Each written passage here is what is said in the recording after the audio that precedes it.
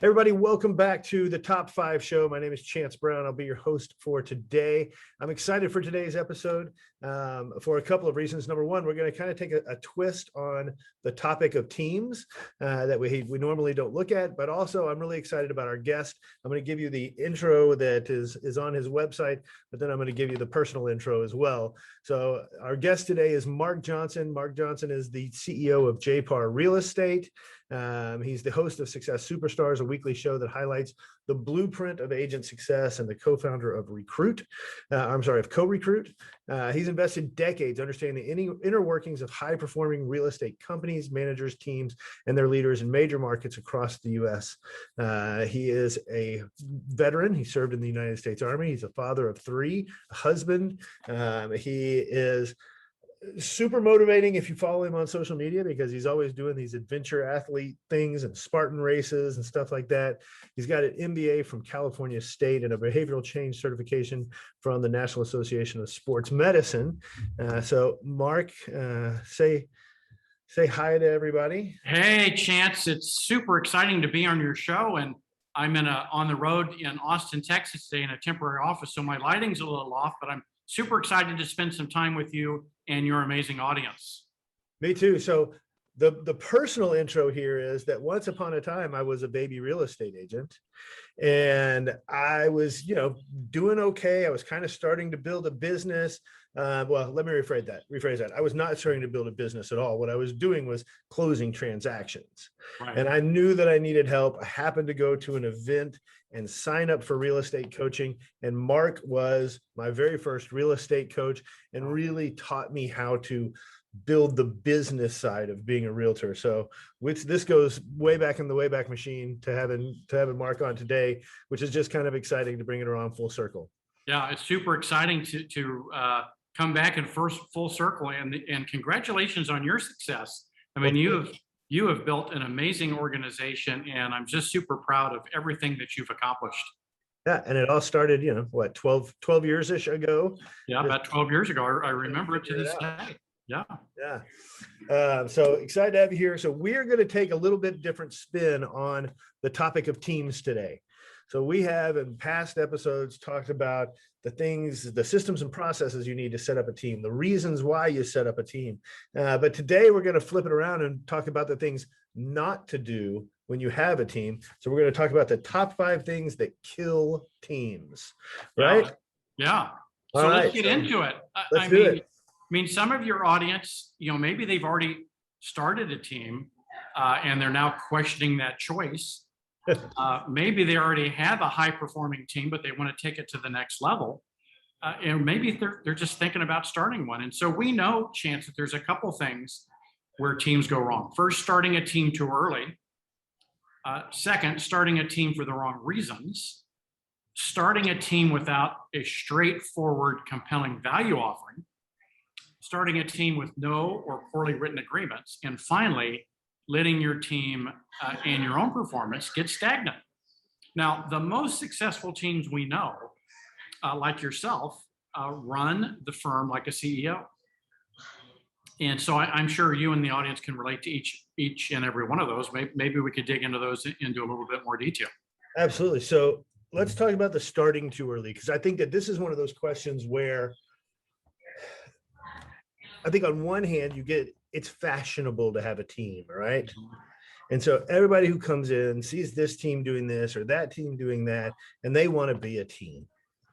When in my opinion, more often than not, what they really need to do is be working on processes and systems so that they can have a team later. Mm-hmm. And maybe start with a transaction coordinator, start with an assistant, something like that, right? Exactly. Chance, one of my favorite quotes, and you and I talked about this when you were just beginning, is a system will produce what a system will produce. Nothing less, nothing more. And so many of us, when we're starting, we have these dreams. It's like building the house, but not having the right foundation. Right. And if you don't have that right foundation, you and I know in our business, that house crumbles, right? That's exactly right. So if you're listening and you're on the audience and you're not doing your personal routines of success, you're not in a growth mindset, you aren't generating more leads than you can handle yourself. If those fundamental things aren't in place, and like Chance mentioned, working systems with the transaction coordinator, having those things in place, you're not ready. You're simply not ready. And if you're not ready, how are you going to lead someone else into it? Right, right. And what you end up seeing, is this turnstile of people. Exactly. Get into it too early, right? And so you're almost setting people up for failure and burnout and all those kind of things. That's now, right. Chance, the other thing I see that many folks forget is a clear value proposition. And as you and I know, you can either be a lead provider or you can be a coach, or maybe you're a hybrid. But so many folks come to me and say, I want to start a team. And I'll say, why? And they say, well, because I want to earn money off of other agents. Yeah. That's the wrong reason to start a team, right? Right. So we talk about starting one for the wrong reasons. It usually has to do with dollars and cents. Yeah. But if they come to me and say, hey, I want to make a difference in people's lives, I want to help people who are struggling and show them a path to success. I have a way to generate leads and I can provide those for them. Or I have a passion for coaching and training and could be a successful mentor. Now we're starting to start a clear value proposition that I have one of my teams here in the DFW area. She has 10 team members and hasn't had turnover in 5 years. That's incredible. Now that means she has what? She's providing more value than they're investing, and they're staying with her. Right. Value to the agent and value to the consumer. Yeah, exactly. Right. Yeah. That's fantastic. Yeah, Yeah. you don't see that a whole lot in teams. So that's great. So you started too early, you've started for the wrong reason. We're touching now on the value proposition. So for these successful agents that are starting a team, the value prop really isn't money up front, right? Sure, there's an element of that. Yes. But it's usually because they've either exhausted the resource that is them, right? There's only so many hours in a day. There's only so much that they can do on their own, and the business is starting to outgrow them. And so they've got to scale. Right. A lot of it has to do with, there is an element of when you get as busy as one person can be, there's some burnout, right? And so you need help. Yeah, you start burning out. There's cracks in your service delivery because you're trying to do too much at one time. You're trying to be Superman or Superwoman. And so those are some indicators that it's time to start a team, as you have more leads than you can handle. You're working 24/7 and you're starting to burn out. These are all indications, particularly if you have more leads than you can handle, that you need to look at the business in a different way. Otherwise, Chance, I was just looking, if there were 100 realtors who joined NAR 5 years ago, today there would only be 40 remaining. I believe that for sure. And that's primarily because of burnout and not being able to scale their business in a way where they can have a business and a life. Well, and I mean, that's what happened to me. So I hire Mark as my coach. Mark makes me super successful. We do a ton of business one year. And at the end of that year, I go away with my wife for a weekend thinking, hey, I'm going to present to her what my plan is for this year. I had set a goal to close 100 transactions. We closed 96. So I was, on one hand, super excited that we closed 96, but on the other hand, like, damn it, couldn't we have done 4 more? Mm-hmm. And my goal was, I was going to set a goal for 150 the following year. And we got away for that weekend. And my wife was like, no, you're not. Yeah. Because, you're burning yourself out. I was being super unhealthy. I was smoking a bunch. I was eating whatever came in a bag. So I was always in my truck driving around. Mm-hmm. And so it was exactly what you just said, which was, we had to take a different perspective on what we wanted the business to look like. Yeah. And I wanted to be a better dad. I wanted to be around more. I wanted to be a better husband. And instead of doing paperwork all night, actually be able to take my wife out on a date. And so, that was where we had to shift what our business looked like, from it being sole practitioners to starting to build support services and team elements around us. And that eventually led to opening a brokerage. But yeah, because at the end of the day, if you have all the success and all this money, but your family's gone, what good is it, right? Exactly. Now, Chance, I think the other thing I'd like to mention is if you're listening in and you are running a team, I'd like to ask, why do you and your team do what you do? Now, this may sound like an odd question, but are you in the real estate business or are you in the problem-solving business, right? Do Right. you help consumers navigate the complex process of buying, selling, and investing in real estate with ease? Or do you just sell real estate? I mean, there's a difference, right? Absolutely. Yeah, we call it, in our brokerage, we call it do for, not to. Oh, Right? got it. One of them is you're providing a service. The other is you're just doing a transaction. You don't care. And I think that's ultimately, at the end of the day, is it's an element of caring. Yeah, for sure. And the other thing I'd like your audience to consider is, Chance, I know you do this. You have them do business plans and strategies and goals. And with all those business practices and the culture that you have, and we all have, that make up your teams, we are all getting exactly the result that our business systems and process are currently capable of producing. Nothing less, nothing more, right? Right. If we want to get a better result, we must improve and design and execute on a better business system at the detail level, at the checklist level. The law of cause and effect governs all business outcomes. So to change the effect or the result, we got to go back and change and fix the cause, right? That's right. Yeah. That's And right. so- You got to take those processes and systems, and as your business scales, you got to scale the process and system too, right? You can't keep doing the same thing you did when you were a sole practitioner when you've got 3, 4, or 5 people on a team.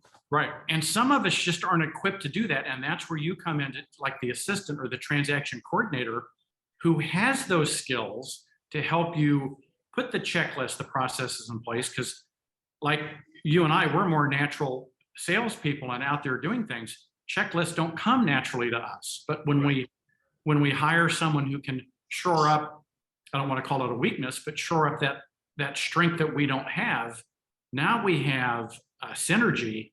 And then exponential growth is possible. Complementary skills, right? Yes, totally. Complementary skills. And it's true though. You see it all the time. I use my realtor before I was a realtor. Right. I use them as examples all the time. And they're great real estate agents. They're great business people, but it's a husband and wife, and they're night and day in the way that they operate. Yeah. Bob on one hand is very analytical, very systems driven. He came out of the IT industry. Mm-hmm. Leslie, on the other hand, is let's go have some fun and party and be that person.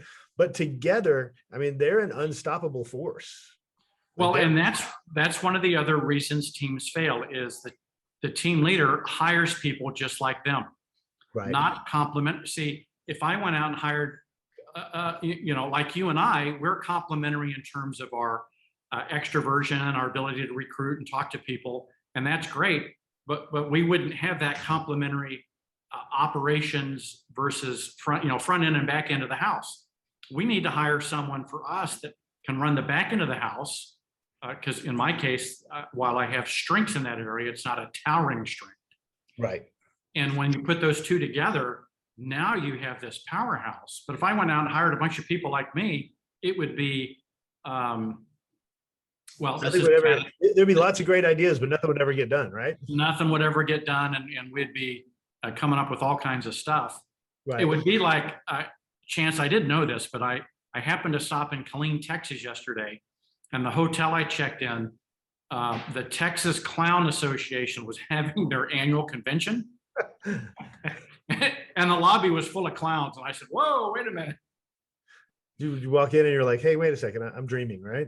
I'm dreaming here. This is like what is that? I didn't know there was a Texas Clown Association in the first place. Like, I didn't either. I didn't even know. They need a trade association apparently for something. I wonder what the breakout sessions were like, how to fit your shoes. Yeah. If anybody listening and is what we're talking about right now is really resonating, because a lot of real estate agents are the way that you and I are, Mark. Yeah. I mean, we are typically, as a group, long on ideas and short on execution. Mm-hmm. We are the type of people that have a to-do list with 80 things on it that are all 28% done. And we'll stay that way for a year until we actually need it, and then we'll do it last minute, right? Yeah. So if you're listening and this part of the conversation is resonating, there's a great book by Gino Wickman called Rocket Fuel. Highly Yeah, right. recommend you read it, and it kind of talks about exactly what we're talking about and how to find that person who is your complement. So. Yeah, sure. Now, I recently wrote a book called Up in Your Business. It's available on Amazon if you want to check it out. Up in Your Business, The Art of Productivity. And one of the things that I researched and did in that was agent behaviors that make a financial difference. And Chance, maybe we could talk about that a little bit because it does relate to the teams. And one of those is having a coach. Yep. You know, a lot of people come to me and say, well, what's the value of coaching? Well, I actually quantified it. I did a survey of agents in coaching and outside of coaching. And guess what? Agents in some time of formal coaching program earn nearly 50% more than those not in a program. I believe it. But Chance, you know what surprised me even more? And the coaches don't want me to tell this because this is the hidden secret. This was a shocker for me. Agents who were in a small group of 3 to 4 agents, 3 to 4 to 5 that met weekly in an accountability group, they made 42% more, almost as much as having a one-on-one coach. So being in a small group can be almost as powerful as having your one-on-one coach. That's incredible. Yeah. Isn't that something? Does that surprise you? It on some extent, yes, but at the base level, it makes perfectly good sense, right? Again, going back to the personality types that tend to be attracted to what we do, Yeah, they aren't the most accountable human beings in the world. So when you have an accountability partner, when you have a gym buddy, when you have, somebody's going to hold your feet to the fire a little bit, and for whom you have to perform to, it makes sense for sure. Yeah, for sure. And then this one goes back to what you were talking about. Maybe the right next step for you to start the foundation of a team is to hire a personal assistant. Now, agents who worked with a personal assistant in our survey earned nearly 92% more than those who don't have a personal assistant. So that first step of success to avoid failure in a team is to have that assistant to help you put those system structures and processes in place. Right. Because once again, going back to the personality types that are attracted, we're not good accountants. We're not good at this or that or whatever. And so having somebody to do that just takes that time off your plate that you can go and do the things that you need to make more money, the stuff that you got in the business to do anyway. Yeah, for sure. I am of the opinion, and I say this all the time, I don't find any valor or any honor in tackling something that I'm terrible at and like winning that challenge. I would rather just pay somebody else to do it for me. Yeah. I mean, well, so many of us want to save a buck. I know. And I was just talking to someone the other day, and they were doing this work that they had no business doing. Yep. They were trying to save $100, and in fact, if they had invested the $100, they probably could have made 1,000, right? Right. Exactly. Or thousands. Right. I mean, I was that when I first started, when you and I were first starting coaching talk, I didn't have a CRM because I didn't want to pay $45 a month. I wasn't using our showing service, so I was answering my phone 500 times a day because I didn't want to pay $55 a month. So, I mean, I get it. And the line that you used with me that I still use today when we're talking is being able to make the move from sweat equity to check equity. Yes. And it's a nice position to be in. And I understand that there's a lot of people who are just starting in the industry who aren't in that position yet. But, one of the things you have to do, and I interviewed Chris Smith about a week and a half ago, and I was talking to him about, when I was first starting out, I stole all of his shit and just used it myself, right? Be smart about the people that you associate with and listen to what they have to say. And if they're telling you, put a group of 3 or 4 together and you're going to make more money, or get an assistant and you're going to make more money, do it. Well, and Chance, the beauty of today with technology, some of these things we need to be more efficient right now are so cheap. Yes. Now I know $40 a month may sound like a lot, but some of the CRMs, a referral maker and other things like that are so powerful. You're almost crazy not to have that minor investment to build your business. Yeah. Agreed. I mean, I remember when I came home and told my wife that I had hired you. She was like, are you kidding me? Yeah. And then, within 90 days, it had paid for itself for the whole year. And I was like, Yeah. this is why. She's okay. That makes sense. Yeah. So, all right. So I want to get into we've talked so far about starting too early. We've talked about doing things for the wrong reason. We've talked about making sure that we have a clear value proposition. You brought up one that I see all the time in especially new teams. Mhm. It usually takes getting burned once or twice before you figure this piece of the puzzle out. But hopefully we can help some people out. Not having good agreements. Yes. Yeah.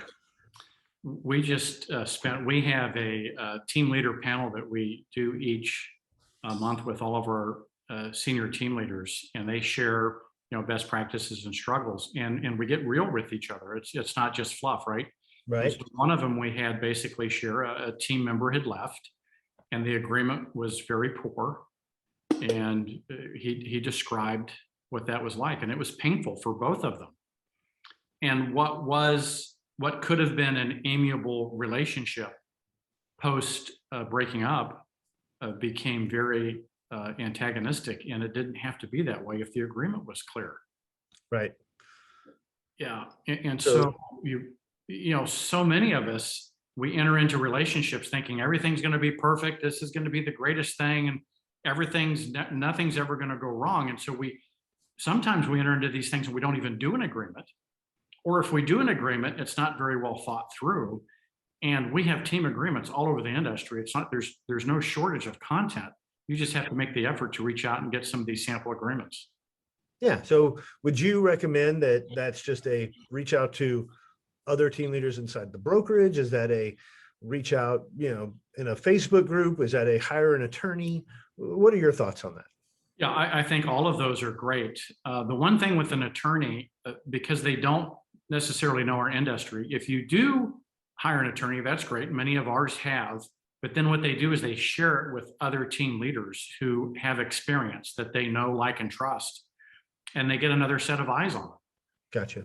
And what our team leaders have done is openly shared their agreements. So we put them inside a Dropbox, basically, and other team leaders can look at yours and look at the other person's and compare and contrast.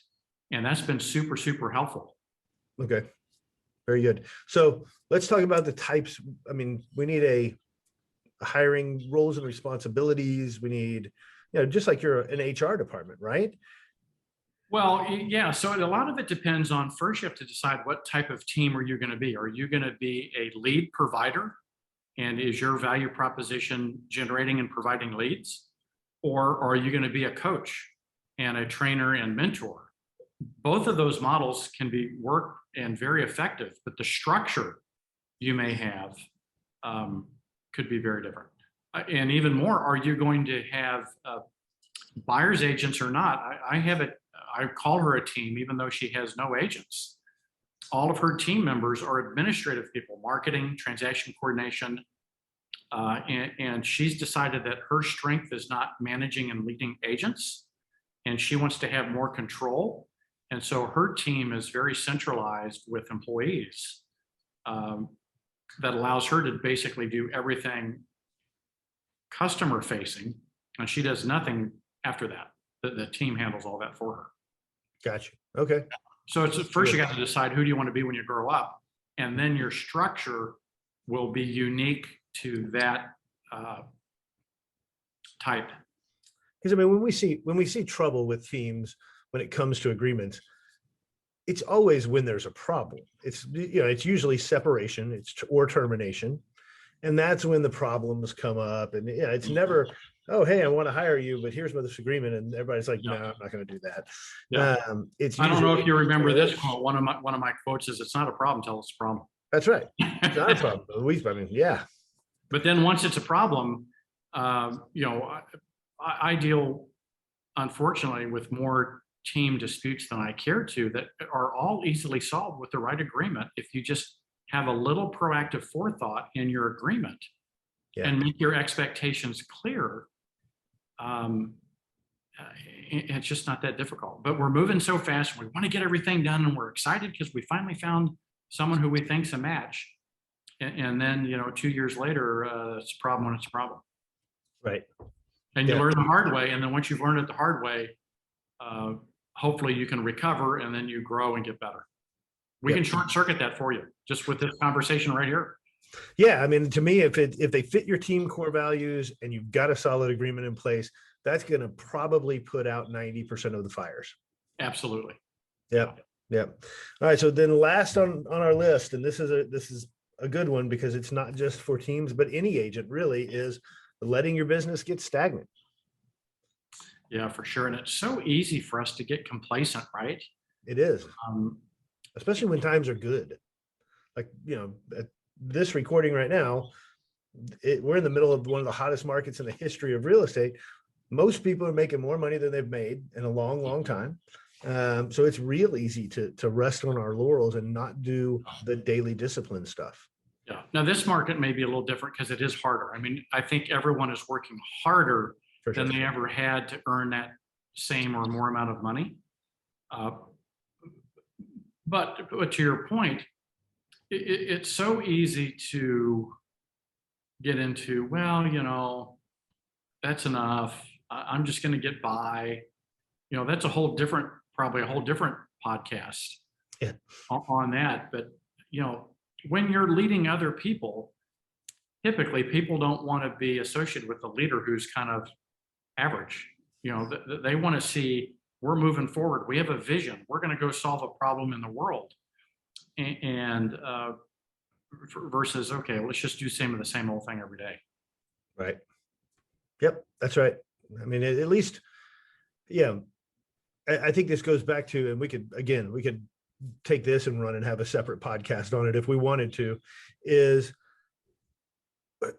most of us don't come from a sales background. Most real estate agents don't come from a sales background. And so they don't know the ABCs of true sales. Mm-hmm. And so you think about that from the standpoint of how do you communicate your value as a real estate agent, right? Mm-hmm. And it's the same way that you communicate your value as a broker or as a team leader or as a supervising agent or whatever. And most of it is really talking about the stuff that you kind of take for granted because you do it all day, every day, but nobody actually gets to see it. I use the example all the time when we're talking to our agents.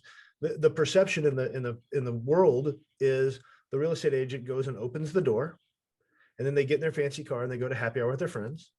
And then they show up at title and they take a picture with a big styrofoam key, and they get in their fancy car and go to happy hour with their friends because that's what we post on Facebook. Yeah. Versus the 88 steps from contracts to close. Exactly. And how we navigated through those 88 steps and avoided the problems. And I like to say, Chance, that the best salespeople in real estate they solve problems for a profit. Yeah. And I would like to see all of us position more that we're solutionists, without sharing details of the transaction, but hey, our client had this problem in the transaction. Here's how we solved it. And now they're happy in their home and that kind of thing. We need to get better at that in the industry. Yep, absolutely. We do. We really do. I mean, I think, we've been talking about it here is most real estate training is very transaction based. It's not relationship based, right? Right. It's not relationship based. It's not true sales training. It's not the things that we really ought to be doing more of. And because of that, I think there's a lot of focus just in the wrong places. And again, we could do a whole separate episode on just that, Yeah. And maybe we could, and maybe we could do one on the post relationship. Chance, I just got access to some research that would indicate that 60% of your past clients don't contact you past close because they don't think you have expertise in some areas. And there's only 2 to 3 things that they're interested in. One, they want to know the value of their investment. Right. And 2, they want access to home service providers, landscaper, roofer, painter, handyman. And we're not telling our folks in general, according to this research, we're not doing as good enough job letting our clients know that post-close, we're going to let them know every quarter what their home is worth and that we're available for a resource for these home services. And if you do those two things, you can build a long-term relationship and all the referrals that come with it. Yeah, I mean, if you look at the numbers that NAR puts out about the number of people who use a realtor versus the number of people who use the same realtor on their next transaction, I mean, it's kind of appalling. It's very appalling. And so we dug into that and we did some more additional research, and that consumers told us that they would contact their agent if they felt, if the agent had positioned that it's, hey, here's what my home is worth, that they're available for that, or that they had expertise. I call it Angie's List, right? Could be Right. Chan's list, Mark's list. Put your first name in front of it. But create the list of your local folks, and they want to know what the value of their home is. So it's a great opportunity every quarter just to stay in touch with a little mini CMA, and here's the current value of your investment. And, I'm thinking of you. I mean, it could be that simple. Yeah, easy. Yeah. Well, this has been fun, man. This has. Thank you very much for coming on. So 5 things that can kill a team are starting out too early, trying to be something that you're not until you're ready to do it, getting involved in it for the wrong reason. So which is usually just dollars, and not doing it for the developing people and helping consumers, not having a clear value proposition to both your agents and your consumer, not having strong agreements, and then letting the business get stagnant. Yeah, for sure. Yeah. Those are great, Mark. And there are certain behaviors you can do that can dramatically change that and increase your income. And so I'd love to come back sometime and keep riffing on some of these things, because, Yeah, for sure. It just breaks my heart, Chance, and I know you see it, that the people listening here get burned out, get disappointed when they came into this business to build a life and a business by design, and they deserve all the success, and it's within their reach with just a little bit of system structure and process. Yep, that's right. That's right. Well, Mark, thank you for agreeing to come on. I know you're a busy guy, and I appreciate you taking 45 minutes out of your day here to chat with us and share some of your wisdom over the last couple of decades in the industry. It's always anything for you, man. Anything for you great. And your audience, I'm in. Well, thank you. Thank you. And thank you for taking the time to watch Top 5 today. We appreciate it. We hope that these are things that you can take and put directly into your business that will affect you in a positive way. And we will see you next time on the Top 5 Show.